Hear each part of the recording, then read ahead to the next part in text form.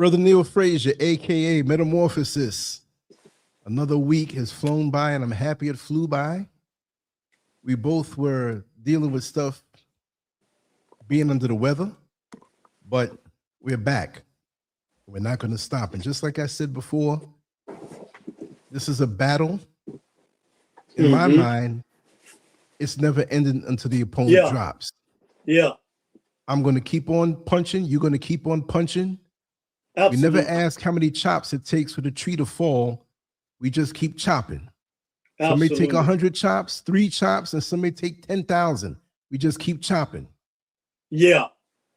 No, you're absolutely right. This is an endless battle. And greetings to you again, brother, and to the family out there. You know, when you look at the scope of things, and we're going to cover that, why I chose these visuals today. But I just want to say that this is a giant of a man. And when you look at all of the things and the reasons why they keep us focused on these ridiculous uploads that they do every day with our people, those of us that know our real history. And as we were talking, unfortunately, the people that come to this country, they only look at us as hip hop, rap, gangster music, clothes, you know, basketball, things like that. Yeah, the low vibratory stuff.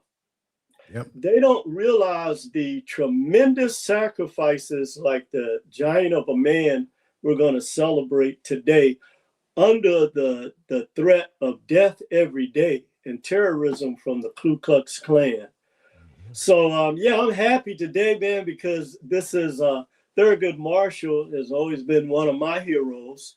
He's somebody that represents the best of who we are as a people and as Black men in particular. And also, I told you about the statement that the head of the Yale Review made about him, saying that he is, but without question, the greatest legal constitutional mind of the 20th century. Now that's a big statement. Oh yeah. When you talk about men like Earl Warren, who's chief of the Supreme Court during the time that Thurgood Marshall served on the Supreme Court, and Thurgood Marshall being the first Black, not only the first Black Supreme Court justice, but he was the first Black Solicitor General who argued cases before the Supreme Court. And out of the 32 cases, he won an unprecedented 29 cases. So again, brother, I'm happy to be with you guys today. And I knew when I chose this topic, the day I chose this topic on Wednesday, that I was attacked. And this boy, the flu here in Cali, it comes this time of year, everybody gets sick. But boy, when it hits you, it's a stronger strain. So you might hear my voice sound a little different. And but we understand, brother. Stop this today. We understand, but it's not going to kill your spirit. Even the videos that I did this week, my voice sounded shaky. But you know, we got to keep things going anyway. And the only reason why I didn't do anything earlier is because, you know, now it's quiet, but there was a lot of work going on here, drills and hammering and stuff like that. So I'll make up for that. But we keep fighting. We're not going to stop. That's what it's all about. That's right. So we want to get your thoughts on your banner, as always, to start out, brother, because before we go into the visuals and set the stage for our presentation with our great giant of a man, great American, one of the 100 greatest Americans to ever live. I don't care what nobody say. Right. See, when many people see the photo of Thurgood Marshall, they'll see one particular photo that they'll push. I'm not saying there's anything bad with that, but there's always that standard photo that we see all the time. So instead of just showing one photo of him, since he lived such a intense life, and had such a long career. I Yeah. wanted to show his different faces, Yeah. which is the same guy, Yeah.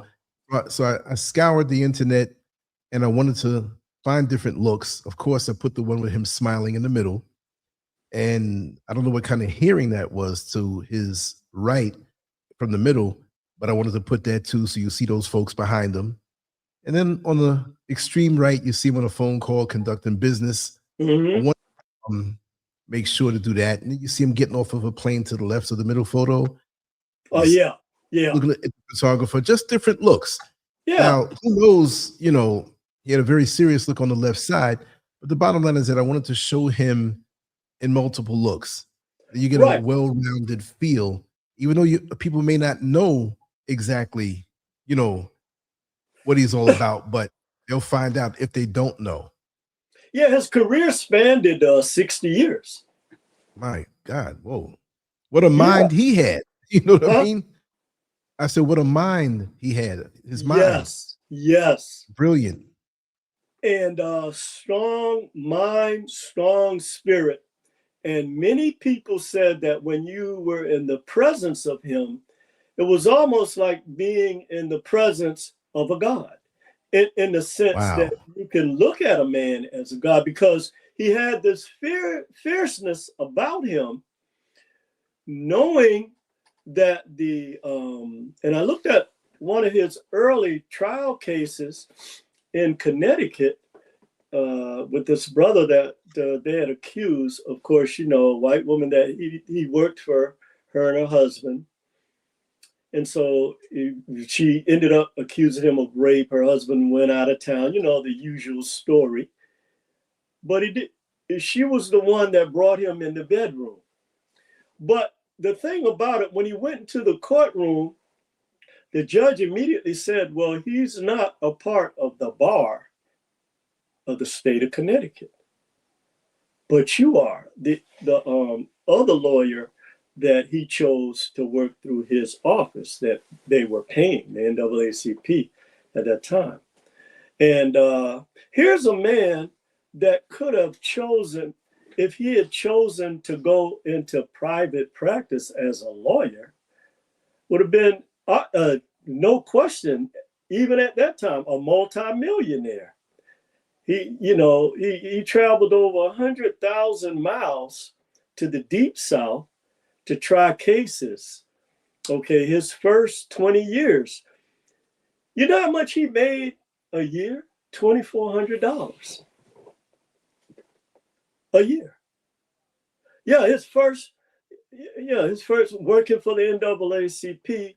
And again, the reason why the visuals that we're going to deal with today, and thank you, brother, those are magnificent pictures of our brother who deserves, again, this is a picture that should be in the home of all of our people, and our children should know who this man is. One of the reasons why our young people don't aspire to continue the fight that we have been in is because they don't have the role models that they have come from the world of entertainment, music, or sports. Okay. And so they're looking at, okay, this is my only road to all the fiat that they say will make me a successful person, then I've got to focus on that. But the truth of the matter is, great men who leave the type of legacies like Thurgood Marshall, they give up everything. They give up everything. And so we're going to talk about today. Were you finished, brother, with what you wanted to say about Thurgood Marshall? Okay, I can't hear you. I unmuted myself for a second. I'm sorry. Oh, All these buttons over there. Yeah. okay. No, I was just amazed at how much you said that he made, and that shows his character. Yes. Because most of us are gonna go and say, "Well, the heck with everybody else. I'm going for the money." Oh yeah. And that's how they get us, because they can cut our money immediately. And the more we move into the digital situation, that's going to be the whip. Oh, no doubt. We need to look beyond that. That's right. Yes, no question. And he said one time that if he had not see, so let me back up a little bit before I say this. When he grew up, like you said in your description, and I'm going to hit a few points about him before we go into the visuals. Oh, I'm sorry. Yeah, hold no, on, I got to bring you back. Okay. Oh, I had knocked you off the screen somehow. Oh, hit the wrong button. There you go. Okay. Right. He said that if he had not grown up where he grew up at, and we'll talk about Baltimore a little bit, then he would not have had this, what's the right word I'm looking for? A sense of mission or duty, because he lived this. Now, during this time, you know, like all major Black cities, Baltimore, Black people own all of their own stores. They own everything. There were so segregation to us was a great thing. Yeah. But what people don't realize about segregation is it wasn't that he wanted segregation for the sake of being integrated with white people. We didn't need that. It was the fact that we did not have access to the things that we needed. In other words, we would always have the master-slave relationship or the Jim Crow relationship with them, had we not pushed to dismantle the Jim Crow laws. Right. So I just want to start out, and we're going to, again, when we get into the presentation, we're going to do a bio, but I suggest that you guys read the description that Lance did about his life, which was good. And I want to start out with the Y chromosome, Lance, because one thing that happens, and I've studied this about our people and how we look at history, once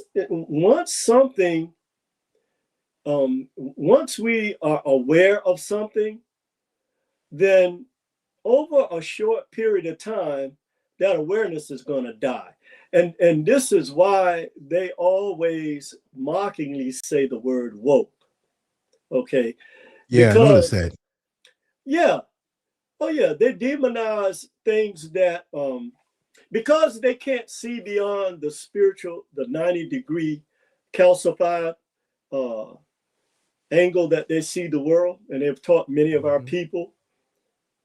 And because we live outside the normal synapses of the brain, having melanin, then we have got to wrap our heads around the fact that, okay, it's okay for you to go to church and clap and worship Caesar. Well, no, it's not okay.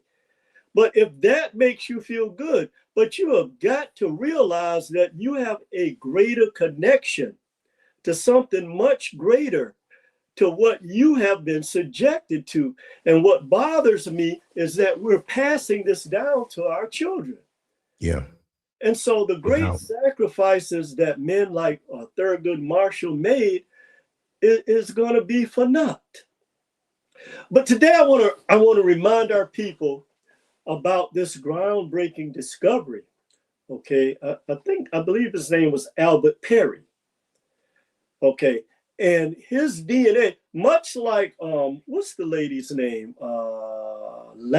Henrietta Lacks. Yeah.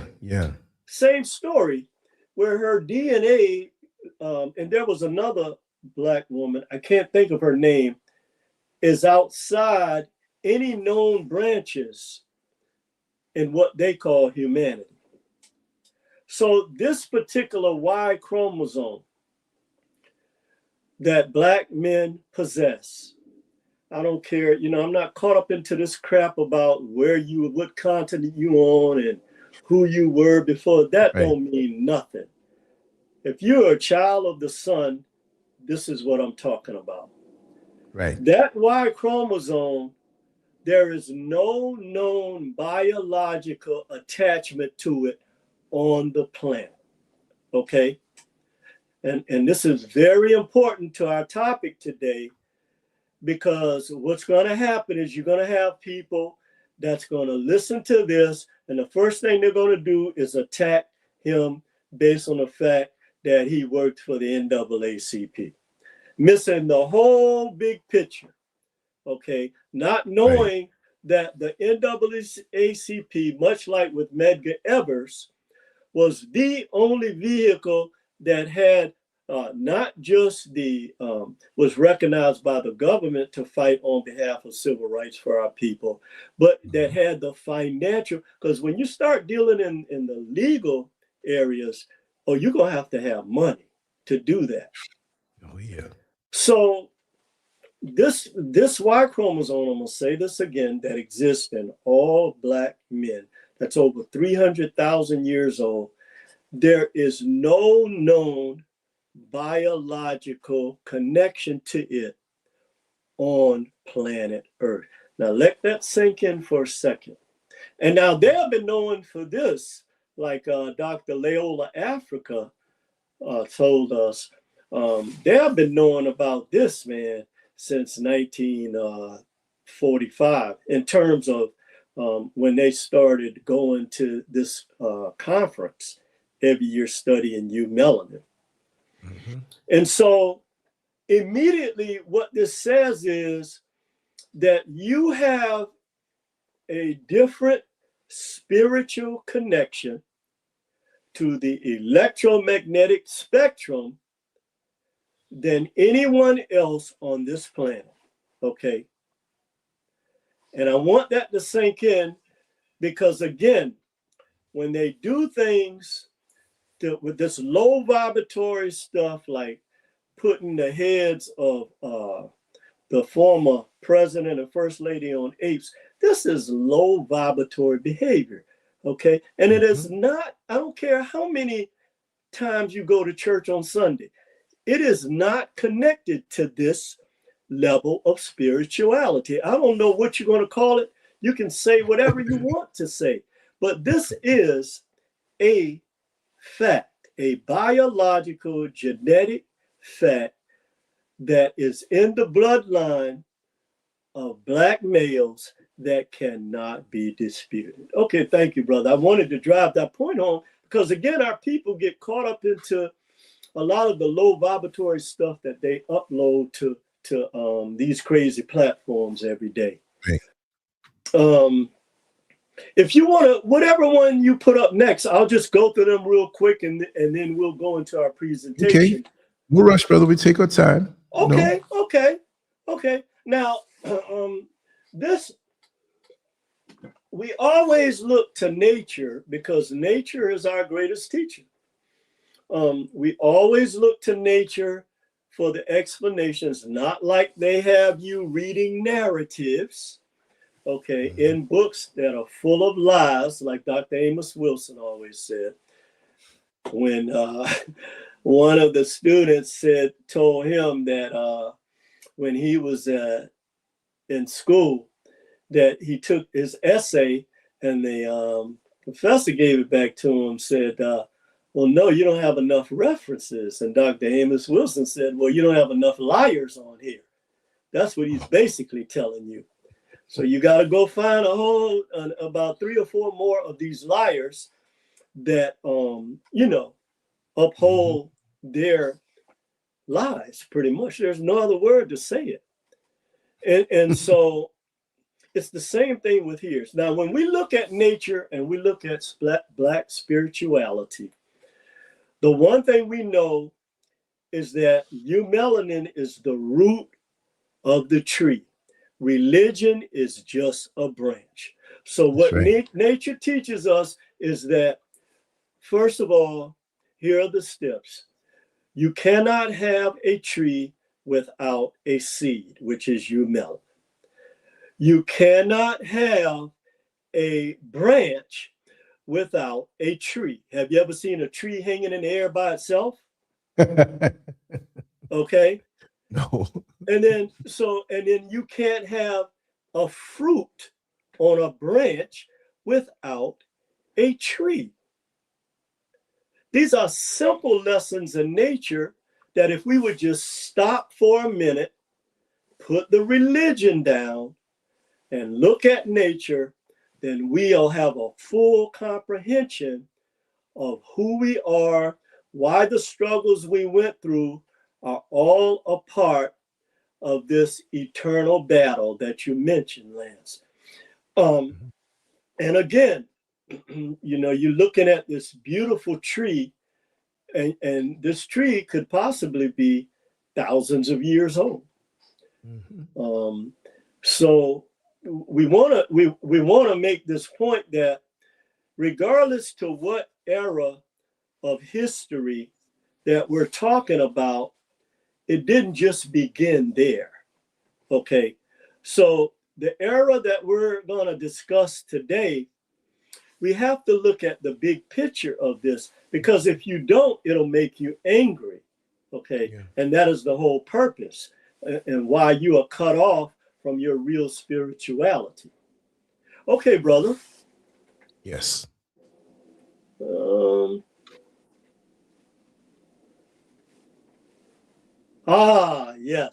Yes. Now, in case you didn't know, the Japanese extracted, we did a show on this, so where this video came from as well. I mean, this visual came from as well, where the Japanese successfully extracted melanin from what they call microorganisms. So at the subatomic level, in the microorganisms, it's nothing but eumelanin. When a baby is born, there's a melanin explosion. You know, melanated egg, okay, and a melanated sperm. And for the first 35 days of their life, their eyes are black, because it's pure eumelanin, black as night. Okay. Now, what they have you worshiping today, I'm not saying it's not beneficial, but you are the root of this. Okay. There is no, this is AI driven progress. And you see those people from around the world, you see the modern people, and then you go back to antiquity and you see the ancient knowledge that came out of Timbuktu, that came out of the University of Sankora. And you look at all of, you know, there are so many. I was studying the Washita here on Turtle Island and listening to Chief Warhorse as well. These people have taken so much of our truth that it's mind-numbing, man. It really is mind-numbing. Yep. And you look at a place like Louisiana, there's a lot of rich history of our people there in the Washita. Okay, because I'm not going to go off into that. I want to stay on point with this. But the thing our people have to realize is that we have been miseducated. Okay. And so as a result of this, the people who come to this country, and a lot of people that grow up in this country are miseducated as well, but they certainly don't want white children to know this. No, right.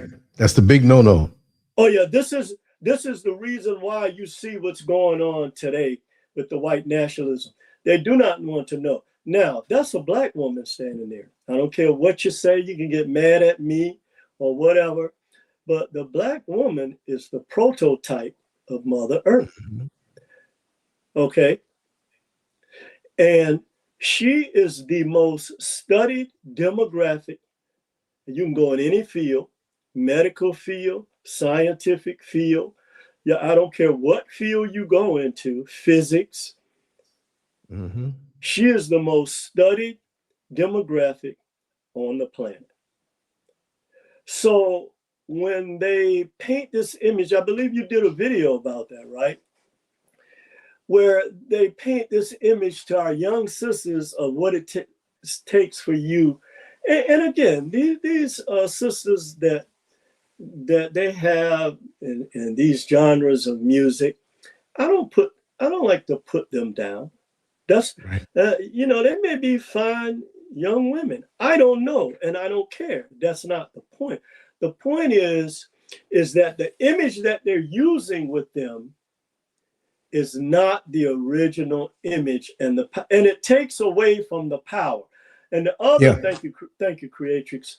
The other thing too is why they degrade someone like Barack Obama and Michelle Obama is because when you see that power of that black king and that black queen. Now, other than Bill Clinton and Hillary Clinton, they are the two most academically trained people that has ever been at the head of our government. Okay, these are the things that they are upset about. I'm not talking about this stupid, childish stuff that they got you all emotional about. I'm telling you what they are really, really angry about. Why they have to try to make someone look like a primate is because that gives them, brother, if I have to make another human being feel less than me, then something is wrong with me. Exactly. And so the direction that we're going in this country, and I'm going to say something that may be controversial to a lot of people. We're going to have to find a way to let me look for the right word. We're going to have to find a way to revitalize truth in white males in this country, okay? We're going to have to find a way to do that because no matter what you say, we're going to need America will totally collapse. And maybe this is what needs to be done, okay? But America is going to totally collapse if white men don't find the courage to stand up against what's happening, okay? Because white women can talk all day long. It's not going to have the same effect. Right. And throughout our history, what people don't know, and I'm not going to go off into a tangent about this, but Barack Obama was, yes, he was the first black president of the United States, but Barack Obama was not the first black president of America. John Hanson was. Right. And this history is in the Washita Nation. Okay, our children know nothing about who John. If you just study the First Continental Congress in Philadelphia, you'll know that John Hanson, and like they always do, they find a white counterpart to put in history to say, no, this is the real John Hanson. Look, bro, we know this history, okay? Those of us that know, I've been to the shrine of the Black Madonna in Atlanta. I'll tell you a quick story.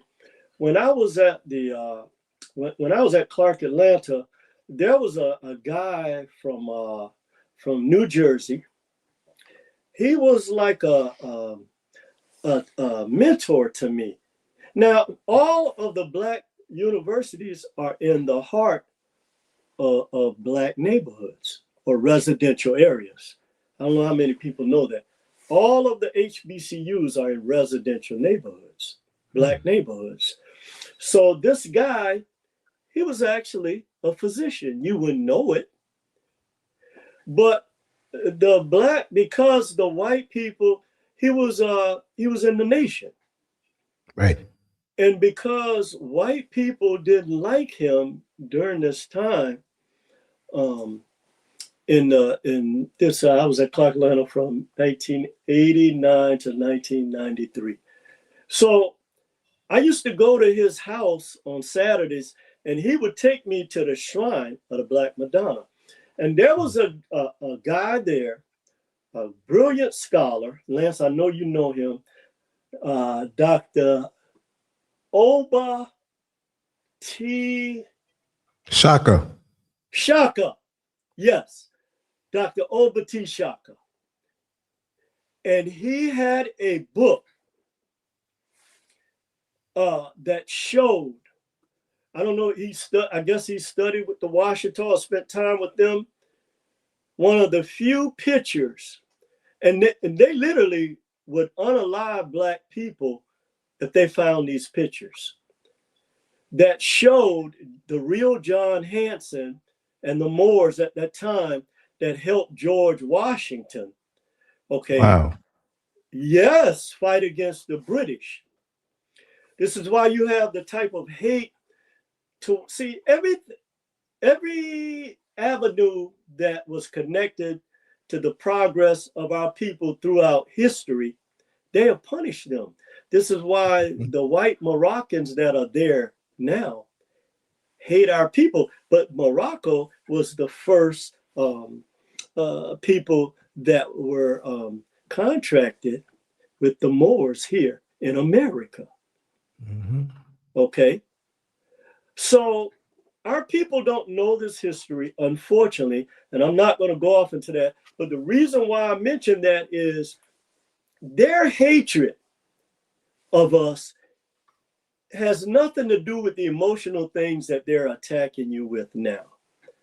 Okay, these are the low vibratory vampires that they just tell them anything and they believe it. But the elite class of America or of Europeans, they know, yes, that's him. Dr. Oba T. Am I saying it right? Shaka. Yeah, Shaka. Oba T. Shaka. Oba T. Brother Shaka. Malik, who has a Muslim street show Sunday night, Uh-huh. he's friends with him. Maybe he can get him to come on. Yeah. Oh my God, he's still alive? Yeah. I believe so. You have got to have him on. Yeah. I got to pull Malik's. Really? These are because Malik interviewed him before me and Malik started doing the Muslim Street Show. Okay. But he did it before, you know. So he has the highest respect for him. Oh, bro. And they're like this. So I'm gonna ask Malik if he can bring him on. Please show his face and talk and all that stuff. You know what I mean? Please do that. Because when we have our living scholars like this, we have to get their voices out. Yeah. Mm-hmm. And the thing too about him is he has such a deep understanding of the forces that have shaped America, or I should say the United States, that very few of our living scholars, very few of our scholars today have. I should say they have it, but he's like a living testimony of it, much like Thurgood Marshall is. Yes. Oh my God. Yeah. So this brother I was talking about, he was not allowed to practice medicine, okay, in Atlanta. He worked in clinics, in black clinics. I believe one was in East Point, Georgia, that was near the AU complex. And he used to tell me, he said, do you know, and he used to have books from all over the world. He said, did you know that George Washington and the British, the ones that came here, were illiterate? I said, no, I didn't know that. See, these lies about these people are insane. Mm-hmm. Okay. And he said that that the Moors educated them. Now, I know our people have a problem with the Moors. For me, I don't care who you are. I take knowledge I'm a 720 degree being. I take knowledge from wherever I can get it from. Okay. That's right. I don't care who is giving it. And so one of the reasons why Black people have been taught that the Moors are our enemies and traitors is because they were Europeans. And Black Europeans ran Europe and Spain for 700 years. Okay. So when they came to this country, they brought their nationality, which is European, here. The same problem that our people have, not understanding and comprehending that Hispanic people are half of their lineage is from the conquistadors. The other half is from here, indigenous.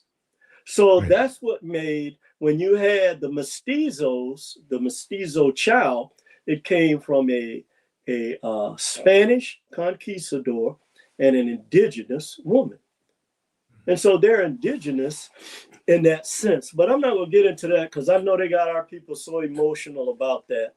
And then, in all fairness, a lot of Latino people have been denied the truth about not only their heritage, but ours as well, which there is a section that cross when you go back to the beginning. Right. So the final point he made to me was, I used to spend hours at his house just reading books. He said that he could go back to New Jersey and practice medicine. And he said that he would not, he could make as much money and live a lifestyle. And when you went into his house, he had all types of little artifacts. He was like a sculptor. And he had all of these artifacts around or whatever. And he knew the story of all of these. Amazing guy. I can't even remember his name. But he was someone, short guy. He reminded you a little bit of a younger Elijah Muhammad. That's how he looked. That's the way he carried himself. Wow. He carried himself. Now, real brothers that were in the, and I'm not saying they're all real. You're real in what you believe.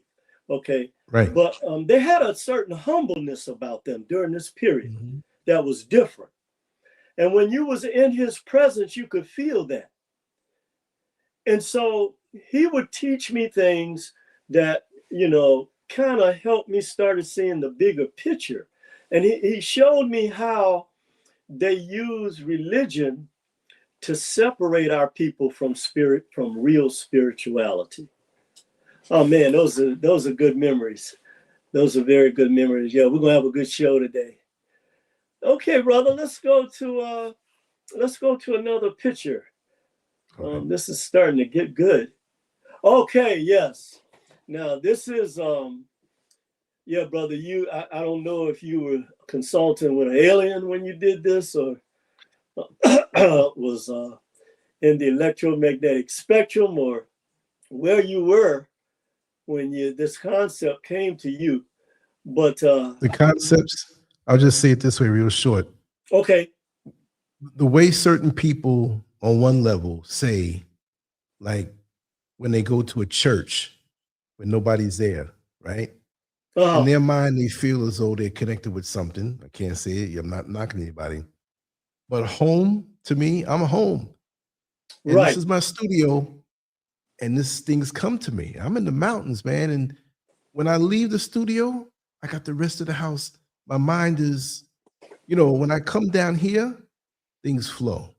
This is a man cave. This is a studio. This is a place of meditation, for stillness. Sometimes I'll go and take a nap on the couch when I'm doing something, come back. Sometimes I come down here and don't even leave for the whole day. Look how pale I am right now. I haven't been getting it much sun. You see what I mean? I've been inside with the workers and I've been down here feeling things and letting it come to me. And it's beautiful. So concepts, I know that feeling. Positioning, I'm high most of the time when I'm here. And today I want to say, I've been so focused on some other things that I'm doing creatively that the day went by so quick because I was so focused. It was like it was like the hour hand was going around, or the minute hand was moving like this, moving around quick. I said, man, look at this. It's 7:30 already because our show, my time is at 8 p.m. Right? So I said, it's 7:30 already. Let me get myself together. But yeah, but you things flow. I have no distractions. Oh yeah. And no, I can relate to that. Well, I can't relate to the type of environment you're in, but I can relate to the solitude here. Yeah. You know, when you shut out the outside world and you get these downloads, that's incredible. Yeah. But you see, the thing about this and the Akashic records is nothing is hidden. they've spent their entire existence on this planet trying to hide the truth. But it cannot be hidden because they have no connection to the elements in nature that have recorded all of this. Right. So Can't of change course it. they don't know. They think hiding it out of the books or erasing it out of the museums, which you can never erase, because most of our history is oral. Right. Anyway, it's a Can't reason stop for that. it. You Right. can't stop that. Like I always like to say, they would get frightened when they hear those drums or hear a flute, Mhm. because they know that these are things that actually activate our real spiritual connection. It's not anything, who's the slickest talker or none of that.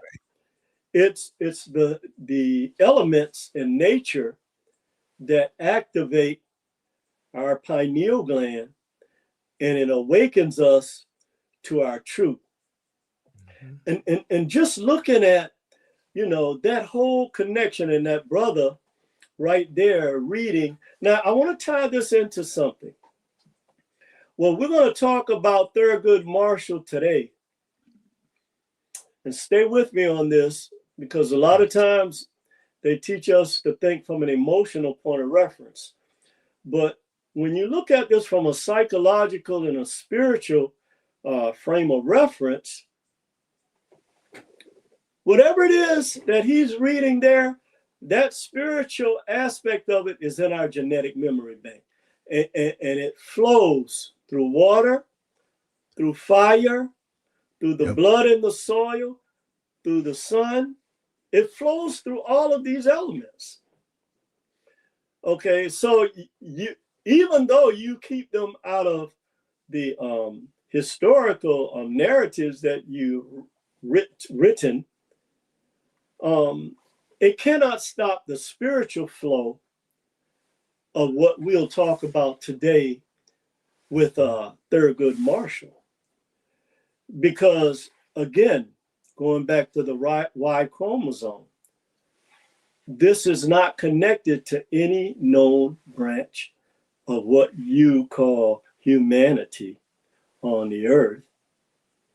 And the real term, Lance Wright, is human, right? Hueman, not human.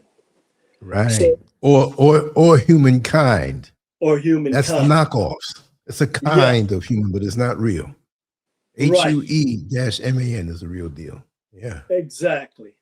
Mhm. So that same energy that we're looking at right there, and that connection to the electromagnetic spectrum. Now, I want to say one more thing about this, because this is really going to help our people see this today. Our topic today is that we know that in quantum entanglement and superpositioning, wherever any one of our people are, that's why you have telepathy.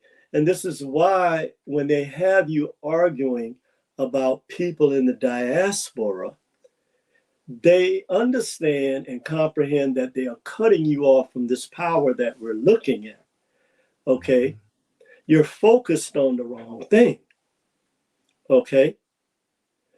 But this same connection here and this Y chromosome is outside of what their ability to decipher this knowledge from.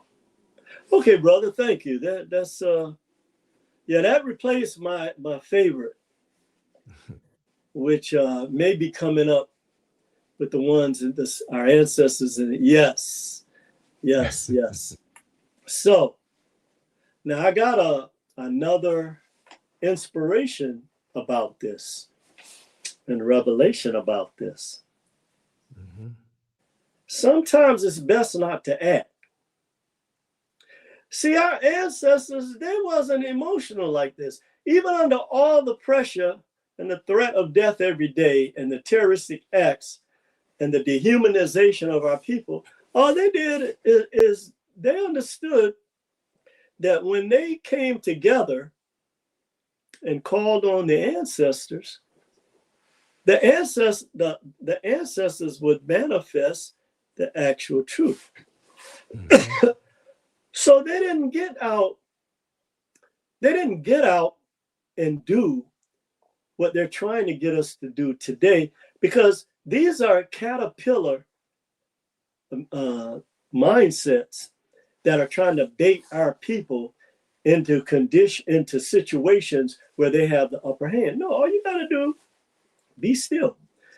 And so they sort of kind of warp this into, like they do with everything else, this saying about be still and wait on the Lord. And that's not what this is. Right. This is invoking. Our people used to do, well, still do, libations. Mhm. When you invoke the spirit of our ancestors who live around trees, they live around water, they live around fire, all you got to do is go around some fire one day. I spent about 3 months ago, I went to, they got a place in Berkeley. It's like a big sports restaurant, but everybody likes it because they got these huge fireplaces and people take Mhm. pictures in it. And I had an incredible experience one evening, just sitting in there and just looking at the fire. So see, you have to go back to interpreting through nature, not through what these people write and upload to you every day. Because Right. the ones who, yeah. So let me tell you this. So some of you may or may not know this. They consult mediums on a daily basis Oh because yeah. they fear your power. You're the only one that don't know this. But the people that are at the level that control our governments and the other governments, they consult these mediums. And the reason why they consult them is because they can't connect beyond 90 degrees, where you Right. can connect all the way up to 720 or a metaphysical level. So they have to find out what's going on at this level. And so there are people who have this gift. It is a gift. Mhm. There are people that were in my family, my mother, my sister that had this gift. One of my nieces had it. Sure, Lance, people in your family, many of the people, your Oh yeah. mother. But it's primarily through the matriarchal line. Yes. Okay. And it's called, people call it intuition or whatever, or discernment. But Mhm. the fact of the matter is it's there. And you need to go back to that, because this is where they go to these people who have this gift, and they pay them a large amount of money to find out if Mhm. you are really woke, if you really know who you are. And if you know that if 3 or 4 of you come together, or when they hijack our truth, they'll say something like, when 2 or 3 are gathered in your name. But Mhm. they'll make you look at it in a religious sense. That is not what that comes from. See that? Okay. Oh man, these brother, they have done such a tremendous Twist and yeah, everything up. huh? Mhm. They twist everything up and have us confused, thinking the twisted pretzel that they gave us is the real thing. Yeah, Oh, serious. yeah, that is absolutely true, brother. And so this is what we need to be teaching our young people. This is why they're so confused. Mhm. And this is why they have walked away. Now they know that something is wrong, okay, with what you have passed down to them. Okay. And they have rejected this. And that doesn't make them sinners. And that doesn't make anything wrong with them, because Mhm. they already have what you call a Holy Ghost inside of them. They have a living fire that is already in them. They don't have to receive it from anybody. One of the things from my childhood I remember is seeing these grown people foaming at the mouth across. Brother, it upsets me when I even think about it now. I forgot the term they used to use for it, but they'd have to do this all night long. Yeah. But this was also something that came off the plantation, because if the slave master said you have to get the Holy Ghost, then you better do that. Okay. Mm-hmm. So even though they didn't have it themselves and have never, that's why they refuse to apologize for anything that is guttural, because that goes against the real gods that they worship. I don't know what it is that our people, it is time, because you're going to suffer in 2026 if you don't reconnect to this energy. Okay, I've been shown this. If you continue, okay, to let this energy of Izul that they worship, these entities that they do rituals with, if you continue to let them do this in these facilities you go in and take all your money and not you put it together, okay, and start really building, you're going to be the real downfall of our people. That is a fact. Okay. So finally about this picture, I want to say that I remember one of my brothers told me that there are more of our spiritual ancestors walking, roaming the earth today than people on the planet. I could not believe. I was dumbfounded. I was like, how could that be? But he never explained it. But as I got older, years later, I found out for myself that this is a fact. You just don't know how to connect to them because you're too busy trying to live up to what other people have told you is success. You can have nice things. You can own nice things. I'm not talking about that. I'm talking about where your focus is. And then as soon as you reach the pinnacle of that Izul system, they shame you before the world. They take it from everything from you, and then they either lock you up or they unalive you. You're never going to. Oh, go ahead, Lance. I just want to say something real quick. This is why you have to treat this life in a sense. You appreciate it, you're in it, you have work to do, but it's like an amusement park. When you're a kid, you can go on all the rides you want. Mm-hmm. There's a time that you'll come off, but you can't take the rides with you. So this is an experience that we enjoy while we work and we toil toward the righteous upliftment, but we can't focus on the car and the house and this. Yeah, we get a car, we get a house, whatever, but that's not the main focus. We have to be able to have the ability to let go of all of this stuff that they put in our head, like you just said, of how we are supposed to see success. What is that? It means what different is it? things to different people, right? And it's not a continuous thing. Like for me, it's not a continuous thing. I'm good right here. I'm not going to sit here. Me too. Say, oh, I got to get a bigger place, man. I got to get there. I gotta. So all I'm doing is chasing something I'm going to leave behind. You see what I mean? Yes. It makes no sense. That takes away from your mission. That takes away from your focus on what must be done. Wherever you are, if you're balanced and centered, know yourself and know your mission, you're successful. You can accrue other things if you choose, but again, you can't make that thing intoxicate you. Exactly. And the proof of that, of what you just said, is you can go to a bank. A lot of our people who successfully have gotten fiat, and you can purchase cars, you can even purchase homes.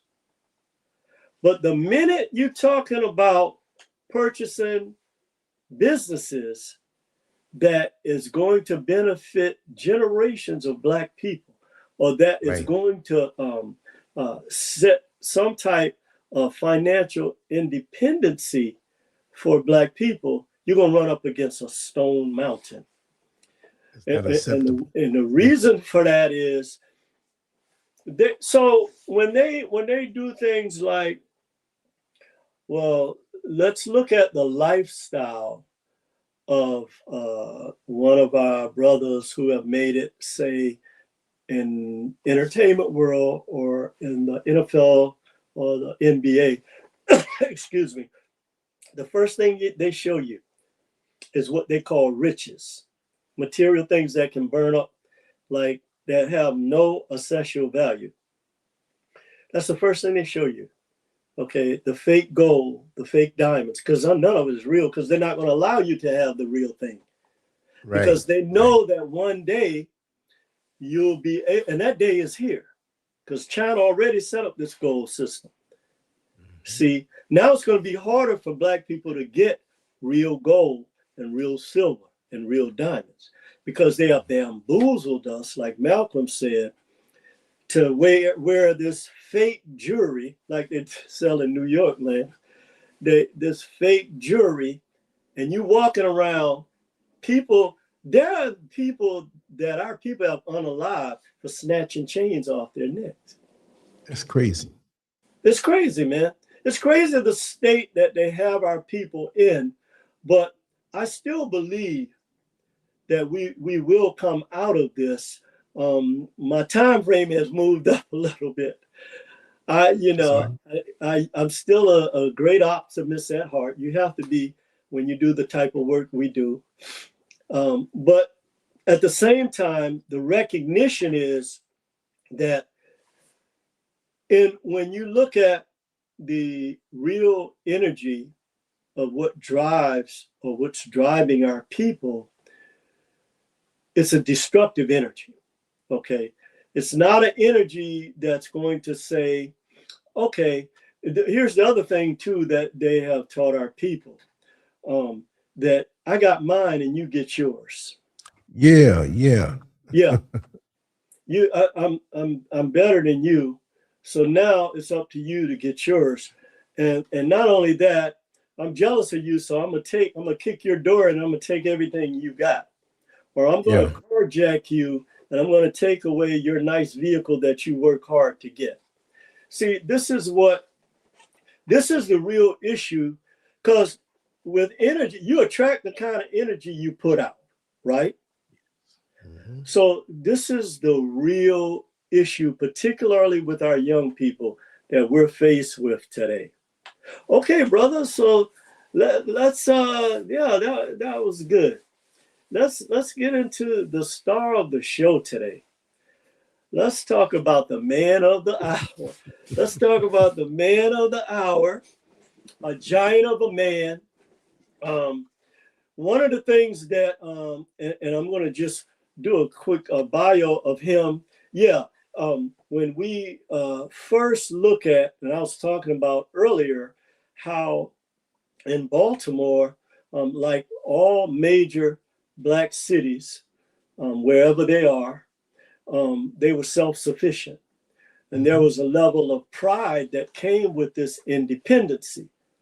He grew up on Druid Hill Avenue, which is a huge residential area. Okay, sort of like the Jamaica Queens of Baltimore, except it's not a commercial strip, it's a residential strip.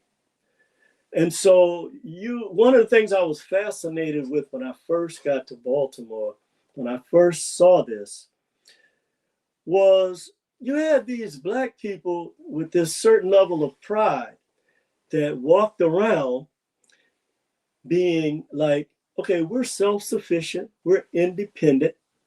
Okay, we don't need to go outside of our community to get anything from anybody. And most of all, we don't have to kiss anybody's you know what to get. Black people at that time, I believe both of his grandfathers had grocery stores. One of them was like a manufacturer. This is when Black people, believe it or not, were doing import export with other Blacks, like we have always done. Blacks from different parts of the diaspora. Now they got you not knowing that not being able to import and export goods is going to kill the Black community economically. It has to breathe. Oh yeah, that's the big picture. But yet they trade every day with Africa or Aquibalon, the Caribbean, China. Well, China just imports. They get export stuff to them. China don't need to import anything from them because none of it is authentic. It's fake. So why would I take something that's fake and give you a bunch of fake fiat for when I have the real thing? So the real minerals of the world are in those lands. Okay. And so no matter what they tell you here in the Western media, without that, nothing would happen here. It would basically grind to a halt, whether you know this or not. So he was saying how and like you mentioned in your description, when he was a young boy, he went to these different court sessions with his father. Of course, even at that time, they still had to enter through side doors. And he became fascinating with debating. And he was not, when he became of age to go to the universities, he was denied entrance into the University of Maryland, in which he later came back and sued them and won. Won the case, which was fascinating in itself. But he had to, and again, when things happen to us and it seems like a door is closed, it's not closed necessarily in a negative sense. Right. Because going to Howard University, in which the mother of my children, your homegirl, went to graduate school at Howard when I was living in DC. In fact, Howard was one of our major rivals in basketball against Morgan. But I used to like going up on their campus because they did have a lot of our history there. And, of course, we played in the gyms or whatever. But his life was changed completely when he met Charles Hamilton Houston, who was the dean of the law school of Howard University at that time, who was a military guy, and who gave him the type of training that he needed to be able to face this type of Jim Crow legal issues that he would be facing. And had he not met a man like Charles Hamilton Houston, then I could arguably say he would still probably be the man he was today, but there would not have been this force behind him, having another Black man to school him and train him. Important. Yes, indeed. Brother, I'm going to check on the fellows upstairs because I think they ended. Absolutely. Come back. Give me 5 minutes. But go ahead and teach. Take your time, brother. I'm going to go through this and take your time. Okay, brother. Thank you. So one of the great things about this experience that he had at Howard was that he began to see that he had to stand on the front line against this system, and that he had to make up in his mind whether or not he was going to take this head on. And again, I mentioned early on in the presentation that this would mean him taking a salary of only $2,400 a year, because the NAACP at that time was operating off a shoestring budget. Okay, so again, think about the ramifications of this, where he knew that he would have to go to the Deep South. He knew that he was going to have to face the terrorism of the Ku Klux Klan every time he did, in which we're going to talk about some of the incidences. That's why this is one of the things that make me angry with our people. The sacrifices that our men and women made was so great for us to ignore and not teach subsequent generations is ungodly. It really is. So one of the first things that happened Charles Hamilton Houston was the first legal counsel of the NAACP, and so, or the chief legal counsel. So Thurgood Marshall, he trained him to take over, and which he did. And so that meant they got hundreds of letters from cases in the South where Black people were being abused.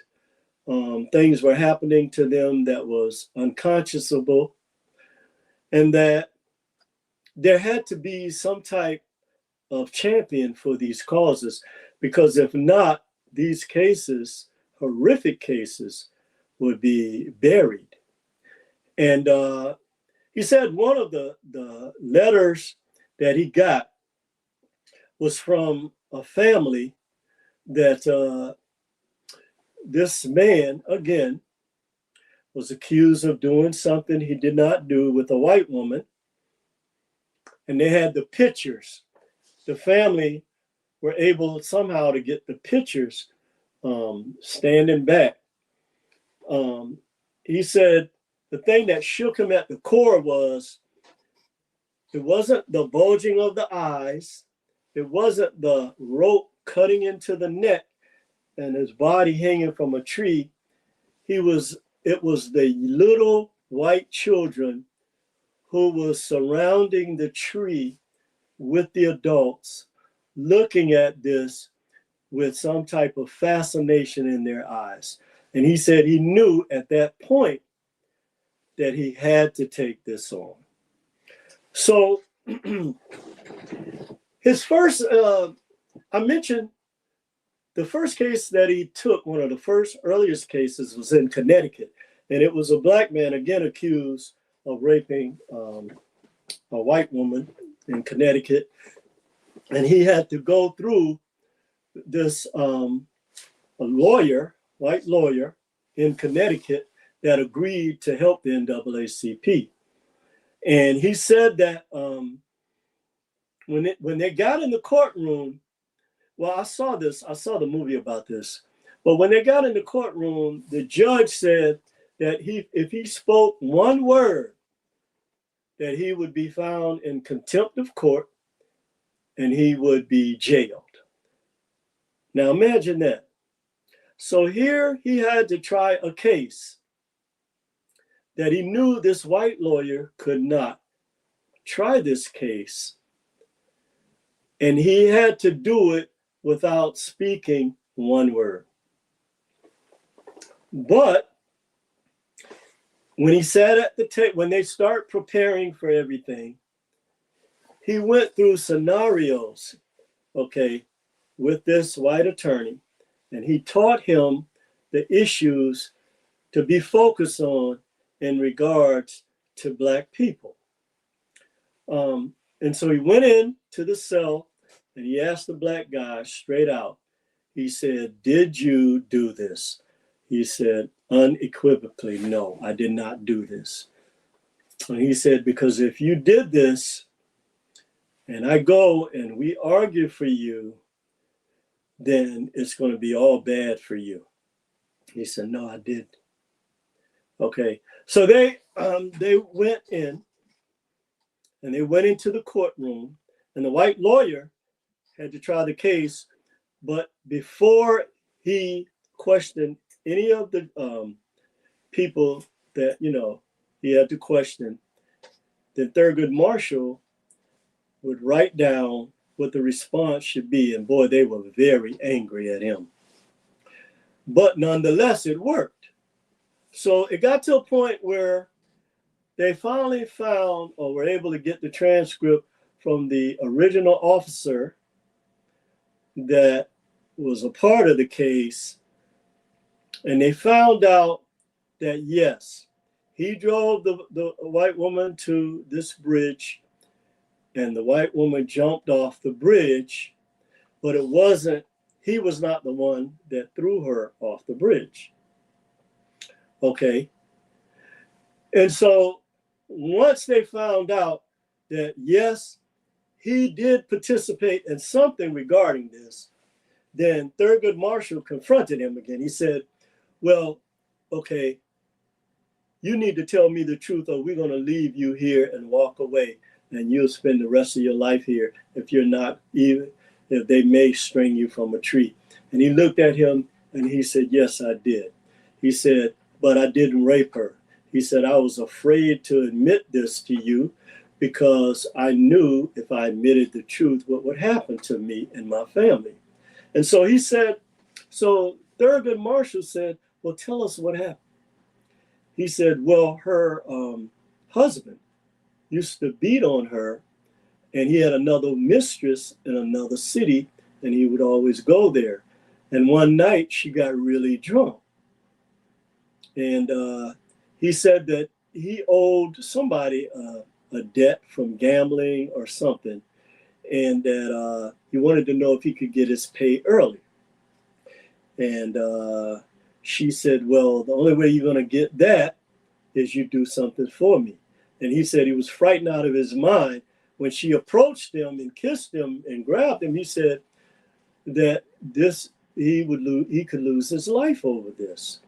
She said, well, if you don't do it, I'm going to, like they always do, I'm going to tell the whole world that you raped me, which she eventually ended up doing. Okay. And so they said, okay, we got that. And so long story short, at the end of the trial, the jury, the guy was put on the stand and he told the truth. Okay. And she was sitting in the courtroom crying, but they couldn't put up no rebuttal. And so all of the white people and the racist prosecutors, they're looking at her like, okay, you need to say something. What is really going on here? Is this the truth? And so he was acquitted. But if it didn't take the courage of Thurgood Marshall, because of course they threatened his life. And when he came out initially before the trial, he was the first lawyer that used the Constitution against them, and the white reporters and everything, they were like in a rage. And he spoke the truth. He said, even though your judge is going to silence me in this case, that justice will be done. So let's move into the era. Let's move into the era that would shape his life and change the destiny of millions of not only Black Americans, but any other non-white person that came into the United States. So that's why when I hear this crazy stuff that these people are saying from other cultures, and I know that they don't know the real history, but it still doesn't change the fact of how it makes you feel and what our people had to go through and the doors that they opened for them to come to this country. Okay, it still doesn't lessen the blow of this. And so he said he had to choose out of the hundreds of cases that was emailed to him. The first thing that they did was Mr. Houston took him to the Deep South. I believe they went to Mississippi. And he said, you have to see, and back then they had the old movie cameras where they could record stuff for a certain amount of time. He said they took this with them, and that the people in that town, and again, I was saying this to Lance before we got started, is that men like Thurgood Marshall, they had like a black secret service wherever they went, that they had to be guarded with black men with rifles. They had to be. And he was joking how they were asking, like, well, who wants to sleep in the front room? Because they knew that's where the Klan threw the Molotov cocktails through the front window. And so he said, when they went down there for the first time, when he went to the Deep South, and they looked at the schools in which black kids were taught in, they were broken down, dilapidated buildings that were up on cinder blocks, that the children didn't have running water or bathrooms or electricity. They had to use a stove for heat, and how they had to dig ditches out in the back for the children to use the bathroom. It was just inhumane, for lack of a better word. And he said he knew then that he had made the right choice in his life. And not only that, he was determined from that day forward to dismantle Jim Crow. So again, imagine knowing that you have to go to these cities in the Deep South where they have these black men locked in these jails and refuse to give them a fair trial. Okay, usually that trial was determined, much like they do when they shoot our people down in the streets today, the judge and the jury, by these mobs of white people. And so one time he said that he went, and I was listening to his son talk about this story, that this one case that was so horrific, that they had his brothers, they had this brother's family, had their homes, the Klan had their homes surrounded. They would come at night because they were cowards, you know, with the mask on and everything. And they would threaten them and say that once he's not going to have a trial, and that whether he admitted the truth or not, they were going to convict him. And so, you know, they wrote to Thurgood Marshall, and he said, we're going to take this case. And when he got down there, before he got to the courtroom, that day when they got off the train and the black people picked them up to take him to the courthouse, that they stopped the 3 cars and they took Thurgood Marshall and another attorney, not sure which one it was, and they put them in a car, and he said for sure he thought it was over for them. And he took them to this place they call the river, because again, they mocked our people saying that this is going to be your final baptism. So when the cars that was with him sped off to go get help with the other black townspeople, they immediately knew that they had taken him to the river. And they got there just in time. Thurgood Marshall said that he saw the noose and that they had him out of the car and they were marching him down to the river. And these black men again showed up with rifles.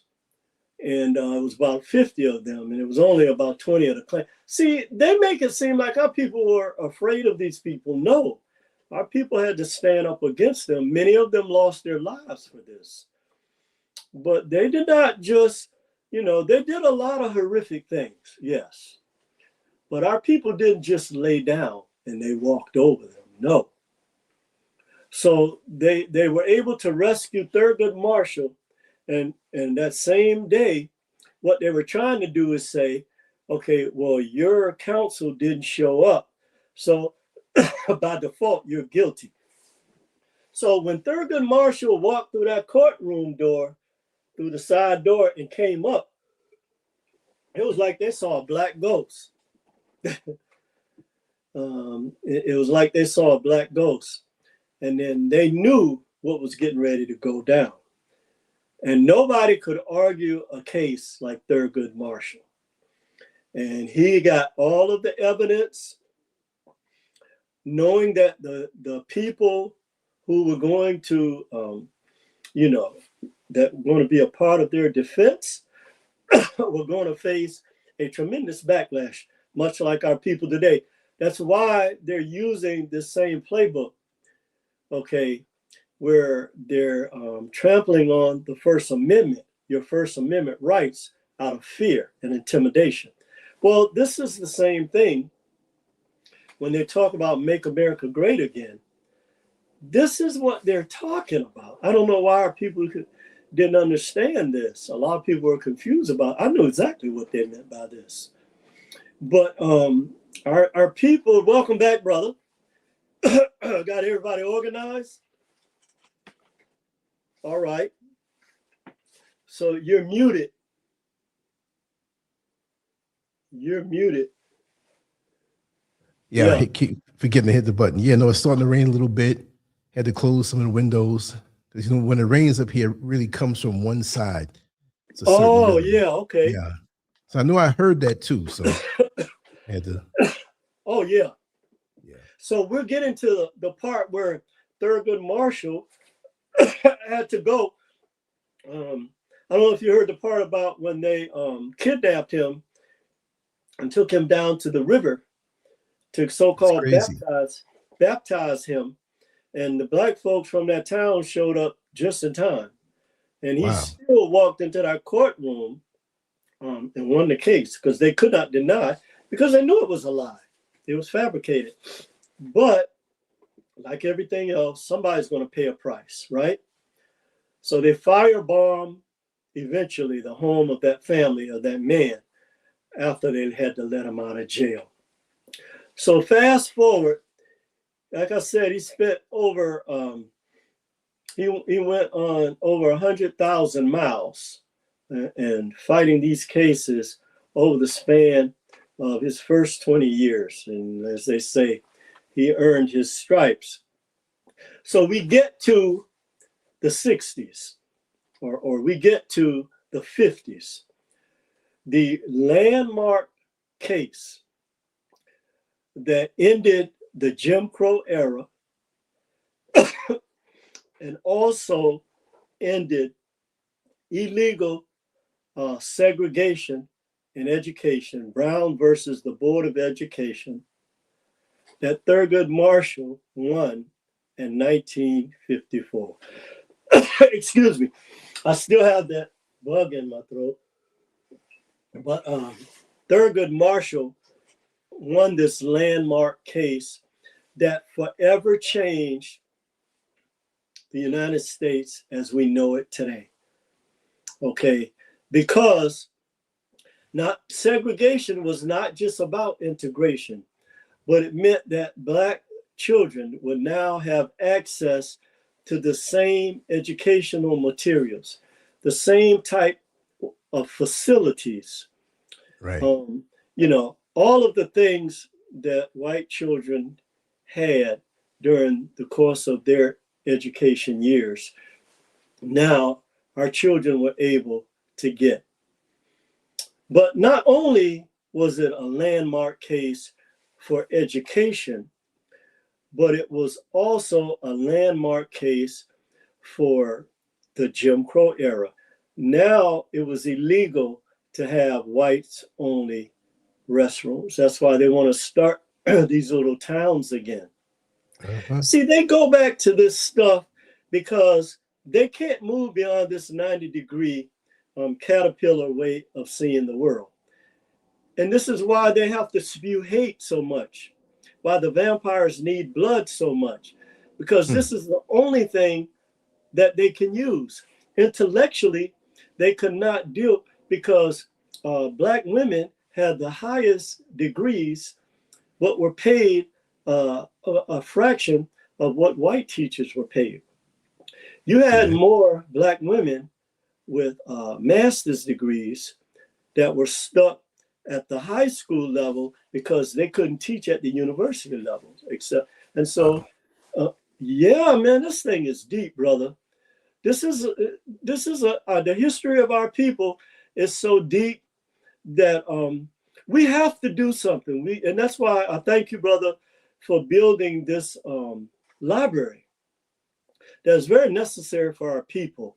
And he used to walk around with these 2 big suitcases where he carried around a law library. And they said that that these white prosecutors, these racists, were terrified when they saw him with these suitcases. Yes, because he knew, again, he knew the U.S. Constitution better than any, imagine this, prosecutor. That is a very intimidating when you know there's a Black man that knows and this is what they hate about Barack Obama. I don't care what they say. That's right. Even Michelle Obama, who was a Yale graduate, who also, along with Hillary Clinton, were only first ladies who were lawyers or had law degrees, and she had a master's degree. So when you talk about trying to degrade, you cannot degrade people who have been to your most prestigious universities and have graduated cum laude, the highest in their class. You cannot, I don't care what. Now, you might be able to fool ignorant people, the millions of ignorant people that follow you, but the people that know this know that these were some of the greatest Americans. Now, I didn't like a lot of things that Barack Obama did or stood for, but knowing the full spectrum of the U.S. government, that his hands were tied. So you look at when he was president, where you had the head of the Senate coming out and saying, I don't care what he's trying to bring into law, we're not going to approve it. Okay. It's unlike today where you have people who control every branch of our government, but they're holding the American people hostage just because they're racists and bigots. And America is going to pay a heavy price for this, brother. Big time. Trust and believe, America is going to pay a heavy price for this. So the other part about this too was, once these Jim Crow laws start to be dismantled, then we see where they begin to use other mechanisms to prevent, such as redlining, okay, and things of that nature, to keep our people from progressing. The 2 other significant things to wrap up about our great giant of a brother today was he was the first Black Solicitor General of the United States. Okay. And he was the most successful. He argued 32 cases for the U.S. government before the Supreme Court and won a unprecedented 29 cases.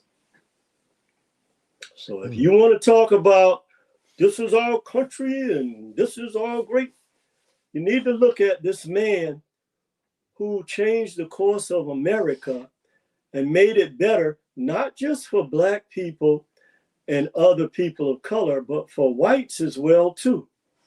Right, they benefited. Okay? They benefited from this. Also, he was the first. He was the first black person elected as a Supreme Court justice. And again, the reason why I say that we're going to have to find a way to at least, I can't find the right word, not prop up, but to help put some type of spirit back into white males in power. Yep. Because the truth of the matter is 90% of the government, our government, is ran by white men of power. And even though on a social level, white women kind of help, bring the message, that is not going to change the fact that we have white men of power now that are afraid to stand up for the U.S. Constitution. Okay, that is because because you have two things.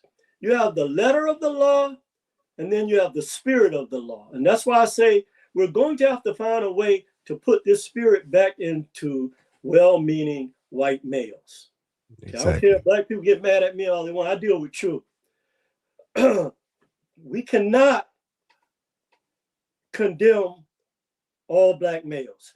We cannot be like these people who condemn our people. Okay, like Curtis Mayfield said, that it is the educated people in our society that set the rules, that set the rules of education. Okay, so these people that are in the U.S. government, we are going to have to find a way to put a spirit back in them. So if you know white men who are in positions of power, write them. Okay. Now, again, we're going to have to cross this bridge. Okay. Yes. 90% of white males are bigots. I'm not going to say that all of them are racist, because that's not true. The system that they function in is racist. Right.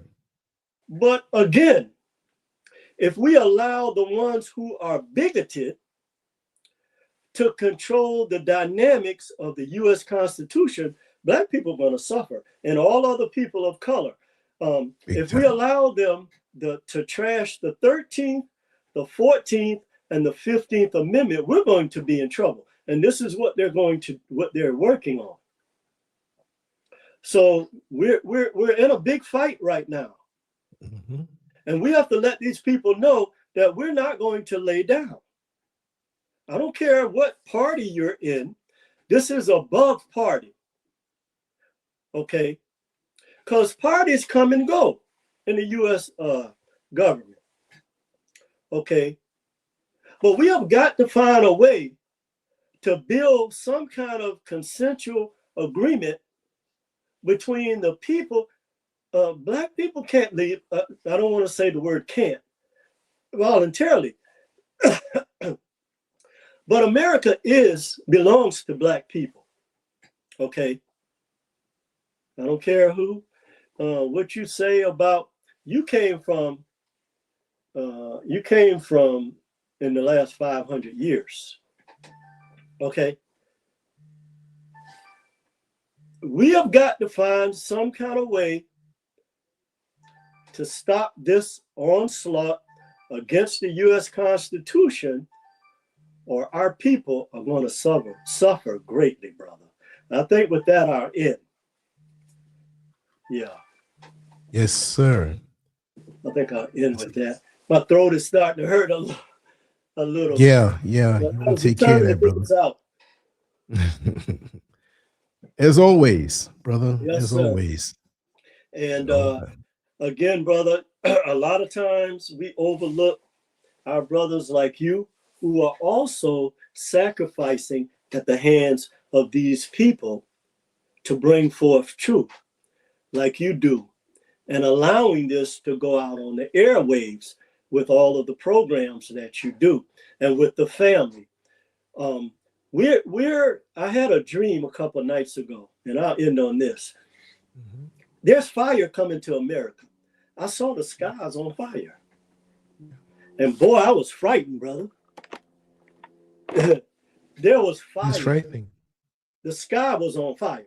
Now, I don't know if that was literally or metaphorically, but I saw fire in the skies here in America.